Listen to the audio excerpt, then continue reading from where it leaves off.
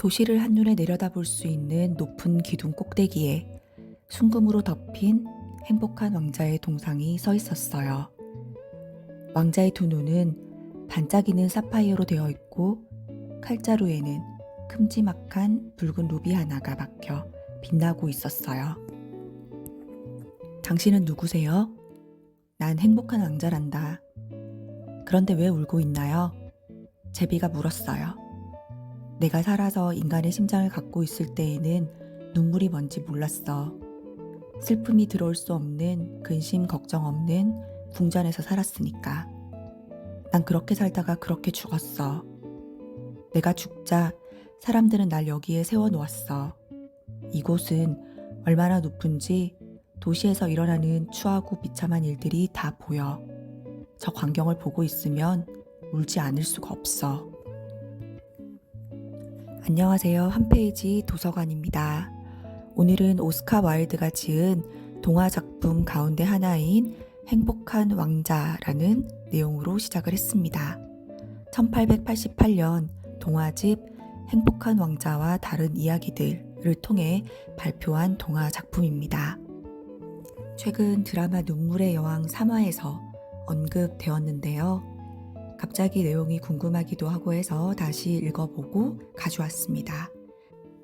마을 광장의 높은 탑 위에 서 있는 금과 보석으로 번쩍번쩍하게 치장한 행복한 왕자의 동상이 있었습니다. 원래 이 왕자는 생전에 부유하게만 살아서 세상이 어떻게 돌아가는지 전혀 모르고 생을 마감했는데요. 이렇게 동상이 되어 높은 곳에 서면서 비로소 세상에 얼마나 가난하고 불쌍한 사람들이 많은지 알고 눈물을 흘렸습니다.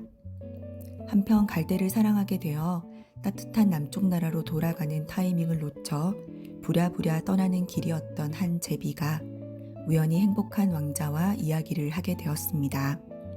왕자는 제비에게 부탁해 아픈 아이가 있는 가난한 재단사, 어머니가 병들어 고민하는 소년, 성냥팔이, 불쌍한 할아버지, 병원비를 내지 못하는 가난한 아이 같은 어려운 사람에게 자신의 몸에 장식된 금과 보석, 심지어는 사파이어로 만든 자신의 눈까지 떼어내서 나누어 주면서 도와준다는 감동적인 이야기입니다.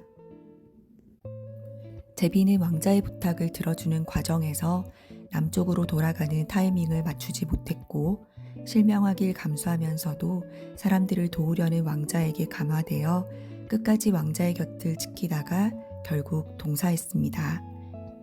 금과 보석을 마구 떼어주면서 볼품없어진 왕자의 동상은 사람들의 손에 철거됐고 제비의 시체는 쓰레기통에 버려지게 됩니다. 철거된 왕자의 동상은 불길 속에서 녹여졌지만 그의 심장만은 끝까지 녹지 않았고 결국 이 역시 쓰레기통에 버려지게 됩니다. 그리고 그때 천국에서 신이 천사에게 명령하길 지상의 저 도시에서 가장 존귀한 것을 2개만 가져오라 라고 명령했는데 그때 천사가 가져온 것이 바로 왕자의 녹슨 심장과 제비의 시체였습니다.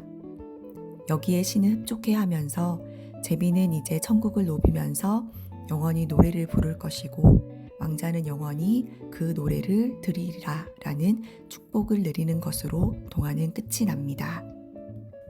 소설 초판부터 엄청난 흥행을 하고 100년이 넘은 지금까지 사랑을 받고 있는 동화 오스카 와일드의 행복한 왕자의 줄거리였습니다. 드라마 눈물의 여왕에서는 산수시 궁전 앞에서의 잠깐 지나가는 대화였지만 모든 것을 다 가지고 풍족함 없이 살고 있었던 여주인공이 행복한 왕자의 죽기 전 과거의 모습이라면 남편을 만나고 나서 주변에 소외된 이웃을 돌아보게 되고 결국 자신이 가진 것을 나눔으로써 행복에 다다르게 된다는 드라마의 주제와도 관통하는 이야기라고 생각합니다. 진정한 행복이란 무엇인지 생각해보는 시간이 되면 좋겠습니다. 짧은 내용이니 꼭 한번 읽어보시길 바라고요.